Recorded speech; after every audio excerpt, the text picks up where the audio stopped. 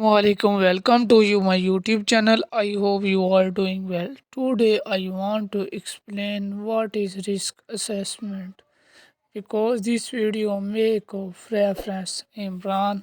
It's my best friend. उम्मीद करता हूँ आप खैरियत से होंगे, ठीक ठाक होंगे। अगर आप मेरे चैनल पे न्यू आए तो काइंडली आपसे गुजारिश है कि आप मेरे चैनल को सब्सक्राइब करें, वीडियो को लाइक करें और इस वीडियो को कंप्लीट वॉच करें। ठीक है, तो वीडियो स्टार्ट करते हैं। आज मैं आपको बताना चाह रहा हूँ रिस्क असेसमेंट के बारे में। ठीक है, ये बहुत इम्पोर्टेंट टॉपिक है। ठीक है, ये रेफरेंस एक बंदे ने मुझे कहा। ठीक है, और वो कहता शान भाई मुझे वीडियो चाहिए। ठीक है, रिस्क असेसमेंट की आसान वर्डिंग में आप एक्सप्लेन कर दें। ठीक है, तो इसलिए ये मैं वीडियो बना रहा हूँ। सही है, इमरान नाम है उस लड़के का। ठीक है, तो भाई रिस्क असेसमेंट किया है। कोई भी चीज़ है, फॉर एग्ज़ाम्पल आप एक रूम में जाते हैं ना, तो वहाँ पे आप डिफरेंट चीज़ें देखते हैं। क्या देखते हैं? लाइट लगी हुई है। ठीक है, नीचे क्या देखते हैं? उस लाइट का बोर्ड लगा हुआ है। ठीक है, बोर्ड के साथ एक सॉकेट लगी हुई है। ठीक, ये आप एक्सेस कर रहे हैं। ठीक है, चीज़ों को जांच रहे हैं, जांच पड़ताल कर रहे हैं। ठीक है, जब आप एक रूम में इंटर होते हैं ना, आप ये नहीं कह सकते कि जस्ट ये मटेरियल है, दिस इज़ नॉट इनफ। ठीक है, यहाँ पे डिफरेंट चीज़ें होती है। जब आपने एक चीज़ को जांचना है, पड़ताल करनी है, तो डिफरेंट चीज़ें उसमें ऐड होनी हैं। तो इसी जो जांच पड़ताल को कहते हैं, इसी से ही रिस्क असेसमेंट कहते हैं। और मज़े की बात आपको बताऊं, रिस्क असेसमेंट एक बंदा नहीं बना सकता। ठीक है, अगर आप हेल्थ एंड सेफ्टी के बंदे हैं तो भाई आपको इस चीज़ का अंदाज़ा है, कंप्लीट अंदाज़ा है। भाई रिस्क असेसमेंट एक बंदे के साथ नहीं बनती। ठीक है, इसमें top management, low management, management level, officer level, executive level, ठीक है, ये सारे होते हैं। फिर जाके उन्होंने अपने एक मीटिंग करनी होती है। ठीक है, मीटिंग क्या करनी होती है? किस राउंड, किस एरिया में हमने क्या करना है, हमने किस तरह प्लान करने हैं, किस तरह हमने एक चीज़ को लेके जाना है। ठीक है, उसका लॉस क्या है, उसका प्रॉफिट क्या है। ठीक है, और अभी जो रिस्क लेवल होता है, एक अगर आप इक्विपमेंट है वो ब्लास्ट हो चुका है। ठीक है, आपने उसकी रिस्क असेसमेंट अगर की होती तो वो ब्लास्ट जो इक्विपमेंट होना है वो नहीं होना था। कैसे? जब भी कोई चीज़ आती है, ठीक है, आपने उसके बारे में पहले आपने उसके पॉजिटिव व्यू लेना, फिर नेगेटिव व्यू। पॉजिटिव व्यू क्या लेना है? उससे मुराद ये है कि ये जो आप मटेरियल लेके आए हैं, ठीक है, ये न्यू है। ठीक है, बंदों के लिए भी न्यू है और दूसरों बंदों के लिए भी न्यू है। सही, आपने सबसे पहले उसकी आइडेंटिफिकेशन चेक करनी है, मैन्युफैक्चर डेट चेक करनी है, कौन सी कंपनी से ये बन के आया है। ठीक है, कब ये बना है। ठीक है, इसकी एक्सपायरी डेट क्या है, इसको मॉनिटर करने वाला कौन है। ठीक है, ये सारी आइडेंटिफिकेशन आपने कैच करनी है। ठीक है, ये कहाँ से मटेरियल है। सही है, इंपोर्ट हुआ है या एक्सपोर्ट हुआ है या ये बंदा कोई बाय हैंड लेके आया है। ठीक है, उसमें ये होता है इंपोर्ट जो होता है वो कोई बंदा लेके आता है। ठीक है, टीसीएस या हो यानी हो कोई भी कंपनी से बाय एयर आया हो या बाय रोड आया हो, अगर बाय हैंड लेके आए तो सेव एंड साउंड होता है वो चीज़। तो उम्मीद करता हूँ कि आपको मेरी वीडियो पसंद आई है, तो समझ भी आ रही होगी। ये जो सबसे पहले आपको मैंने एक प्रेजेंट शीट दिखाई थी, वो रिस्क असेसमेंट शीट होती है। इसमें क्या है कि एक जगह पे ब्लास्ट हुआ है। ठीक है, वो एरिया कौन सा है। ठीक है, हैज़र्ड इसमें आ जाना है कि ब्लास्ट हुआ है। ठीक है, वो चीज़ यहाँ ब्रोकन हुई है, टूट गई। ये बहुत बड़ी बात है भाई, रिस्क असेसमेंट आम बात नहीं है।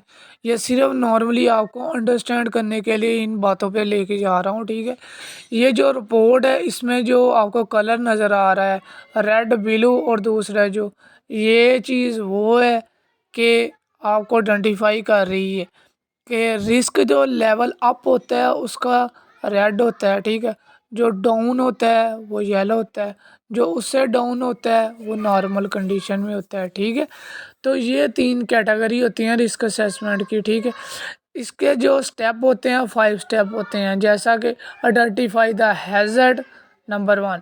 Number 2, decide who might be harmed. ठीक है, जो नंबर 1 है, स्टेप नंबर 1, इसमें ये आइडेंटिफाई द हैज़र्ड कि हैज़र्ड क्या है, कौन से है, कहाँ पे है, किस कैटेगरी का है। ठीक है, ये आइडेंटिफाई हो जाता है। फिर इसके लिहाज में आपने कंट्रोल लगाने होते हैं। तो जो सेकंड नंबर पे था कि हु माइट बी हार्म्ड, कि कौन बंदा ज़ख्मी हो सकता है, ठीक है, या हो सकता है या हो गया है, किस वजह से हुआ है, आया कि वो फॉल हो के गिरा है, ठीक है, या कोई उसके सर पे कोई चोट आई है, ठीक है, तो गहरी कितनी आई है, समझ आ रही है ना मेरी बात आपको। अगर आप इन चीज़ों को असेस करेंगे तो आप एक एक्सपर्ट बंदे हो सकते हैं, ठीक है। ये नहीं चीज़ आपने नॉर्मल होना है, नहीं भाई, it's very keen observation, so be active, need to active every place and every situation because it's very important when you make this risk assessment report to 24 and high open your mind and please focus your work because अगर ये risk assessment गलत बन गई भाई तो आप पे भी ब्लेम आ सकता है, ठीक है। वो बंदा ये कहेगा इस बंदे को ये रिस्क असेसमेंट की रिपोर्ट ही भी नहीं बनाने आती। समझ आ रही है ना बात मेरी, कि जब भी आपने रिस्क असेसमेंट बनानी है पूरी फोकस करनी है आपको। इसलिए मैं कह रहा हूँ जो भी वर्डिंग आपने लिख देनी है वो रिवाइज 1 ईयर के बाद होनी है, ठीक है। जैसे कि नंबर 3 पे जा रहे हैं, evaluation the risk and decide on the precaution, के इसकी रीज़न क्या है, ठीक है। इसकी रीज़न के मुताबिक आपने इसका कंट्रोल लगाना है, ठीक है, कि कोई बंदा गिरा है, ऊपर से गिरा है या नीचे से गिरा है या जहाँ भी गिरा है, स्लिप हुआ है, ट्रिप हुआ है, डाउन हुआ है, अप हुआ है, ठीक है, साइड से गिरा है या अनसाइड से गिरा है, जहाँ भी गिरा है इसकी रीज़न क्या थी, ठीक है। आपने वो सिचुएशन कंडीशन करनी है, फिर उसके बाद उसके कंट्रोल आपने लगाने हैं। उसके बाद नंबर 4 पे आ रहा है, record your findings and important implement them, ठीक है। इसमें ये आ जाता है कि जो इम्पोर्टेंट चीज़ें हैं आपने उसका रिकॉर्ड रख दिया। जैसे आपको मैंने कहा कि भाई जो चीज़ आपने लिख दी वो आपकी रिकॉर्ड हो जानी है, ठीक है। उसके बाद रिव्यू योर, रिव्यू ये है यार कि आपने 1 ईयर के बाद इसका असेसमेंट ना दोबारा रिवाइज करनी है। दोबारा रिवाइज करने से मुराद जो भी आपकी मिस्टेक रह गया या क्या रह जाती है। देखिए कोई भी कंडीशन है, आप कोई भी काम करते हैं, ठीक है, उसमें आपकी फुल फोकस होती है, ठीक है, लेकिन फुल फोकस के साथ साथ कोई मिस्टेक भी हो जाती है, वो हमको क्या करना चाहिए, हमको रीचेक करना चाहिए, सही। तो इसलिए ये बहुत इम्पोर्टेंट टॉपिक है, सही। अगर मैं एक्सप्लेन करना चाहूँ ये नहीं एक्सप्लेन होगा, चाहे मैं जितनी मर्ज़ी देर आपके सामने बोलता रहूँ, ठीक है, क्योंकि इसमें बहुत बहुत चीज़ें आ जाती हैं, ठीक है। टाइम टेबल आ जाता है, इसमें एक्सेल की रिपोर्ट्स आ जाती हैं, ठीक है।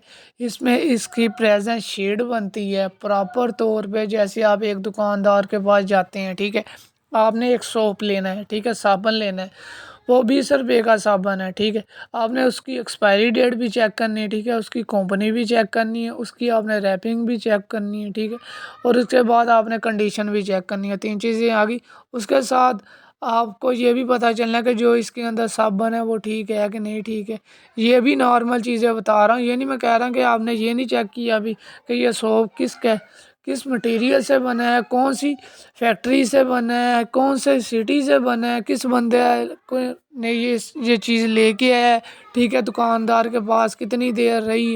ये सारी चीज़ें आ जाती हैं, इसी को भाई रिस्क असेसमेंट कहते हैं, ठीक है। कि कोई भी हादसा हो जाता है, ठीक है, आपने उसकी प्रेजेंट शीट बनानी है। तो आई हो प्रेजेंट शीट आपने बना के फिर उस चीज़ को आपने अपने पास रिकॉर्ड के तौर पे रख लेना चाहिए। कि आई होप कि आपको मेरी वीडियो पसंद आई है। वीडियो पसंद आई है तो काइंडली मेरे चैनल को आप ग्रो करवाएं। ग्रो करवाने से क्या मुराद है, अच्छी चीज़ को शेयर करें। भाई देखिए एक बंदा बोर है, राइड बोर है, उसको तो भाई हेल्प करनी चाहिए ना आपको। देखिए अच्छी बात को फैलाना भी सत्य है, ठीक है। अगर आप मैं यहाँ पे बोल रहा हूँ क्या मेरा मिशन है हर बंदे के पास इल्म पहुँचे, ठीक है। अगर आप बात ही नहीं सुनेंगे भाई आप कामयाब कैसे हो सकते हैं, ठीक है। कोई भी कामयाब बंदा वही हो सकता है जो ज़्यादा सुनता है। ज़्यादा बोलने वाला कभी कामयाब नहीं होता, ठीक है। ज़्यादा बोलने वाला जल्दी जल्दी में बोल तो जाता है लेकिन वर्डिंग भी गलत यूज़ कर जाता है, सही है। तो आई होप कि आपको मेरी वीडियो पसंद आई है। वीडियो पसंद आई है तो काइंडली शेयर करें। तो अगर आपको कोई वीडियो चाहते हैं तो आप मुझे टाइटल शेयर कर सकते हैं। Take care every time and अल्लाह हाफिज़। खुश रहें, आबाद रहें, कामयाब हों आप।